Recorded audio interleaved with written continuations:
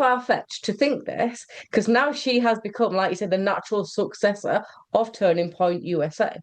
And she can carry on that legacy now being, she's the entrepreneur, she's the feminist, she's the anti-feminist, she's everything now rolled into one. But are you saying you think she killed her? She was aware that he was going to be assassinated. I don't know. I don't know. Is it a possibility? Is it not a possibility? I'm not gonna accuse anybody of anything because I have no grounds to. But it's an interesting idea. It's definitely an interesting idea, and it's certainly a popular one on YouTube. It So it always reminds me. I'll tell you what. It always reminds me of Princess Diana's assassination mm, because everybody accuses the royal family of it.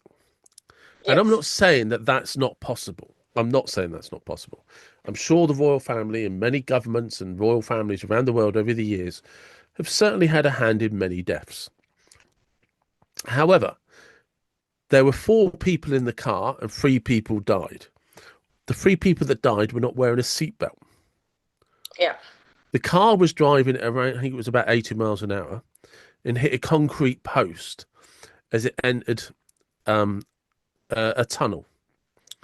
The driver was over not only was he speeding, he was over the drink drive limit and was on medications. But somehow she was an assassinated. She was assassinated, and that was the big plot. Mm. And there is this thing where we like to draw ups, like create the dots to create the picture we want to see, Yeah. right?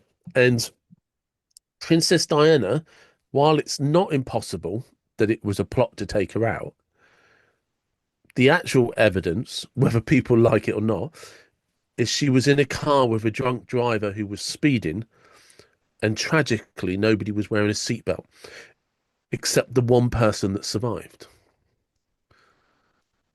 That's probably actually what happened.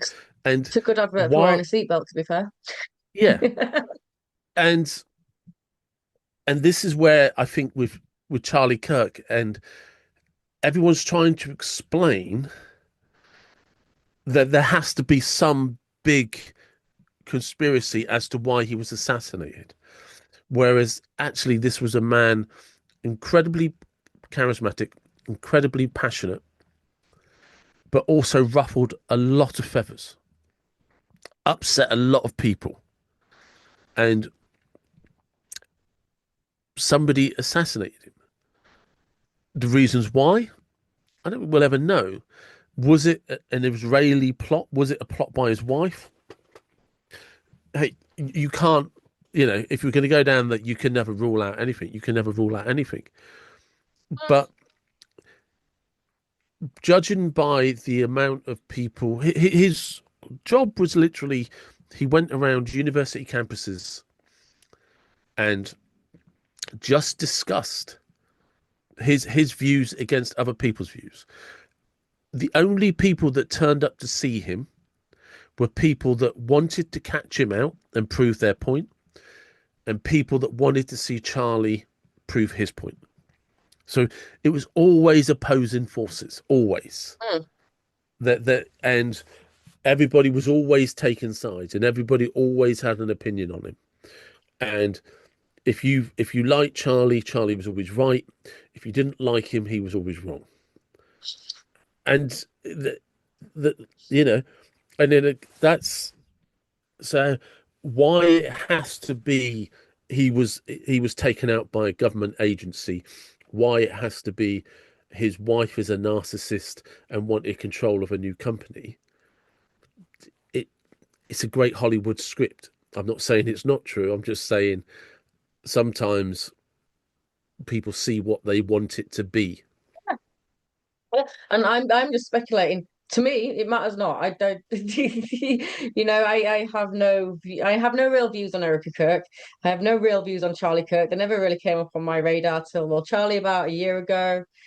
Um, probably not even that. Probably only about 8 months ago. Um, and I never paid him much attention. So again, they're not for me. I don't have a bias one way or the other. I know a little bit about Turning Point USA now because of the whole Charlie Kirk assassination. Before that, I'd say I knew very little, if anything, Yeah, about Turning Point USA. I just don't massively pay attention to that kind of stuff in the main. But I just because it all YouTube and algorithms, it all comes up on my feed. So now I just find I'm like, okay, points of view are interesting, and yeah. how you reach potential ideas is quite interesting. And that's all I put forward there is a potential idea. I'm not saying that Erica Kirk got her husband assassinated or had anything to do with it. I'm saying it's an idea. It's not a conspiracy theory though, because I wouldn't know the first way she'd have gone about it. No, So I don't know how these again, things work. there's no way I can back up what I've said. So again, these are just ideas, but it's as easy as an idea of some college kid. Then they all carry guns in America. Some college kid just didn't like the look of him on that day and shot him. What would it mean though? Like what? Because I mean, literally, you just shared a thought as it popped into your head, as you and I were Yeah. talking about something. A thought popped into your head. Yes. What does it mean if that actually was what happened? Well, first it has to be proved.